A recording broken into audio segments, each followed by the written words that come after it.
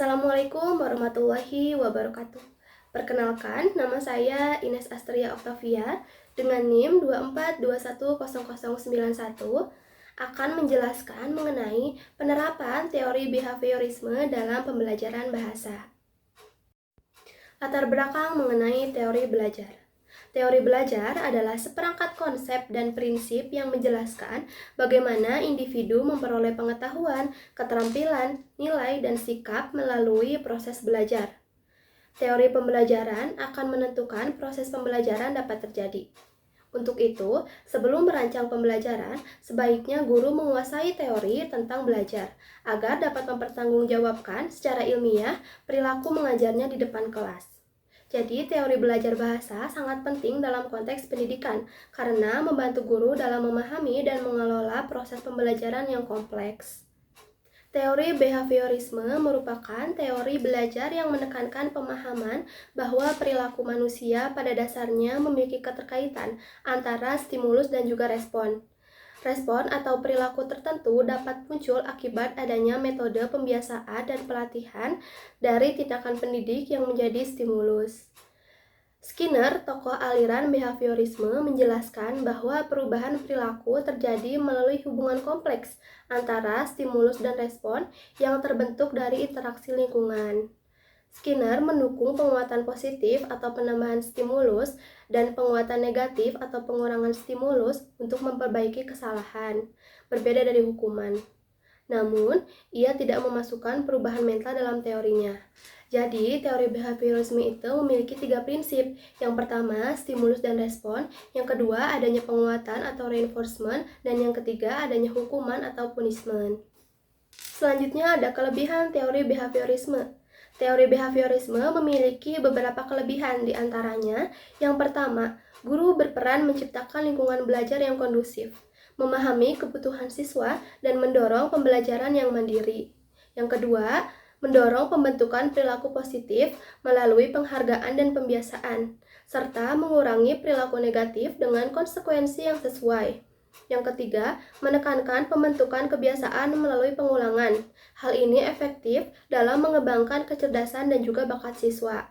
Yang keempat, materi ajar yang disusun secara sistematis dapat memudahkan siswa untuk memahami dan menguasai materi secara bertahap. Yang kelima, kemampuan mengganti stimulus untuk menghasilkan respon yang diharapkan. Ini mendukung pembelajaran yang adaptif. Yang keenam, sangat baik untuk pembelajaran yang membutuhkan latihan, kecepatan, spontanitas, dan juga ketahanan. Selanjutnya, kekurangan teori behaviorisme. Adapun kekurangan dari teori belajar behaviorisme yang pertama, teori ini tidak selalu sesuai untuk mata pelajaran yang membutuhkan pemikiran kritis dan eksplorasi, jadi tidak bisa digunakan dalam semua mata pelajaran. Yang kedua, membutuhkan bahan ajar yang tersusun atau siap pakai, sehingga kurang fleksibel. Yang ketiga, fokusnya pada pengingatan apa yang didengar dan juga dilihat siswa, sehingga mengurangi partisipasi aktif siswa. Yang keempat, siswa membutuhkan dorongan dari guru sehingga kurang berkembang dalam kemandiriannya. Yang kelima, pembelajaran yang terbatas pada mendengar dan melihat membuat siswa kurang terlatih untuk menyelesaikan masalah secara mandiri. Yang keenam, pola pikir linear dan konvergen dalam pembelajaran mengurangi kesempatan siswa untuk berpikir kreatif dan juga produktif.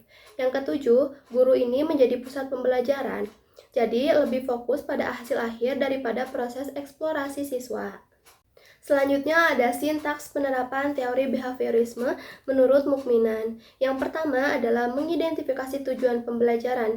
Yang kedua, melakukan analisis pembelajaran. Ketiga, mengidentifikasi karakteristik dan kemampuan awal pembelajar. Yang keempat, menentukan indikator-indikator keberhasilan belajar. Yang kelima, mengembangkan bahan ajar mengenai pokok pembahasan, topik, dan lain hal. Yang keenam, mengembangkan strategi pembelajaran, seperti kegiatan, metode, media, dan juga waktu. Yang ketujuh, mengamati stimulus yang mungkin dapat diberikan, seperti latihan, tugas, tes, dan sejenisnya. Yang kedelapan, mengamati dan menganalisis respon pembelajar. Yang kesembilan, memberikan penguatan atau reinforcement, baik positif maupun negatif, serta yang terakhir, merevisi kegiatan pembelajaran. Selanjutnya ada aplikasi praktis penerapan teori behaviorisme dalam pembelajaran bahasa Indonesia menggunakan teknik drill atau drilling atau berulang. Dengan topik pembelajaran yaitu pembelajaran kosakata, standar kompetensi menggunakan kosakata dengan benar dalam berbagai konteks. Kompetensi dasarnya, peserta didik dapat menyusun kalimat yang benar menggunakan kosakata yang baru dipelajari. Dan tujuan pembelajarannya yang pertama, peserta didik dapat menggunakan kosakata baru dalam kalimat dengan benar. Yang kedua, peserta didik dapat mengucapkan dan menuliskan kosakata yang baru dipelajari dengan benar. Langkah pertama adalah pembuka. Sebelum memulai pembelajaran, guru mengucapkan salam, mengabsen, berdoa, dan kemudian melakukan proses belajar mengajar. Pada bagian ini, guru memberitahu mengenai materi pelajaran yang akan dipelajari, yaitu mengenai kosakata dan menjelaskan pentingnya kosakata tersebut. Langkah kedua adalah penyampaian materi. Pada bagian ini, guru menjelaskan kosakata baru secara rinci, termasuk artinya, cara pengucapan, dan penggunaannya dalam kalimat. Kemudian, guru menulis kosakata baru di papan tulis untuk memperkuat pengenalan visual peserta didik. Langkah ketiga adalah latihan berulang atau drilling. Pada tahap ini, guru menyebutkan kosakata baru atau memberi stimulus dan peserta didik mengulang kosakata yang disebutkan oleh guru atau sebagai respon. Selanjutnya, guru meminta peserta didik menuliskan kalimat menggunakan kosakata baru yang baru dipelajarinya. Ini merupakan bentuk stimulus, dan peserta didik menulis kalimat menggunakan kosakata tersebut, dan ini adalah sebagai respon. Proses ini dilakukan berulang atau drilling untuk kosakata lainnya. Langkah keempat adalah penguatan. Guru memberikan pujian setelah peserta didik berhasil menyusun kalimat dengan benar menggunakan kosakata baru yang baru dipelajari. Langkah kelima adalah refleksi. Dengan cara, guru mengulang materi dan menilai sejauh mana peserta didik dapat memahami materi kosakata. Dan yang terakhir, guru memberikan umpan balik dan juga penguatan positif untuk memotivasi peserta didik pada pembelajaran berikutnya. Yang terakhir adalah kesimpulan.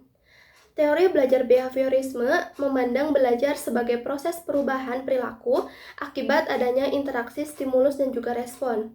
Guru perlu memberikan stimulus yang mendorong peserta didik merespon secara positif, didukung dengan pemberian hadiah, rewards, atau pujian sebagai penguatan.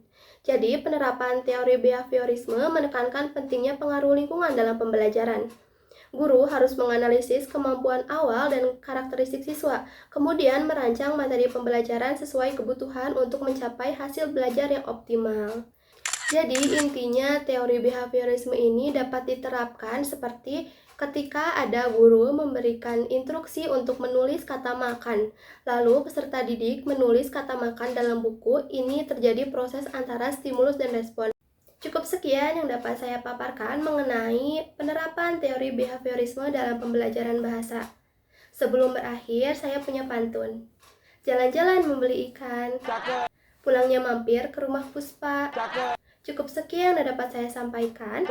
Terima kasih banyak dan sampai jumpa. Wassalamualaikum warahmatullahi wabarakatuh.